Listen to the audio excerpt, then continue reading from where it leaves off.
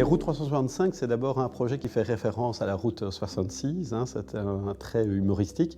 Mais donc c'est effectivement ce projet qui va nous permettre le basculement vers Microsoft 365 et donc vers l'environnement qui permet à la fois une meilleure intégration de nos outils bureautiques, mais qui va effectivement nous ouvrir les portes d'un ensemble d'applications qui sont fortement attendues. Ce qu'on vise avec le basculement vers Microsoft 365, c'est surtout de simplifier nos tâches au quotidien et donc les tâches de tout le personnel de l'institution.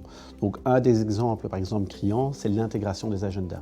Aujourd'hui, un des soucis que nous avons, c'est que très souvent, nous devons maintenir un agenda Teams et parallèlement notre agenda personnel. Dans l'environnement Microsoft, ces deux agendas seront synchronisés. Donc effectivement, on va avoir un nouveau site web et on va également avoir un nouvel intranet. Et donc ces deux projets qui vont évoluer en parallèle, qui sont fortement attendus par la communauté, et je peux le comprendre, ça va nous permettre d'une part d'avoir plus de visibilité en externe, mais aussi de permettre effectivement de renforcer nos interactions et d'avoir en termes d'outils d'intranet quelque chose de beaucoup plus convivial.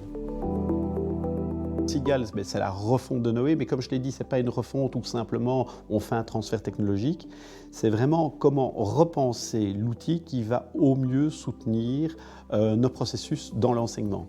Donc ça veut dire aussi penser aux réformes actuelles, mais penser aux réformes futures, donc d'avoir un outil évolutif. PIL, c'est une plateforme d'inscription en ligne qui permet aujourd'hui déjà deux profils d'étudiants, donc les primo-arrivants et les étudiants étrangers, de passer par cette plateforme pour s'inscrire à l'Université de Namur.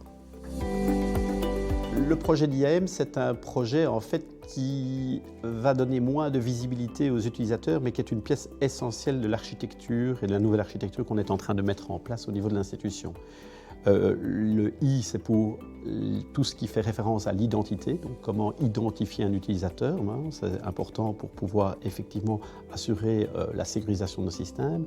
Et le A, c'est pour donner l'accès. Alors l'accès, ça veut dire quoi? Ça veut dire qu'effectivement, chaque utilisateur pourra être identifié en fonction d'un rôle dans l'applicatif dans lequel il rentre.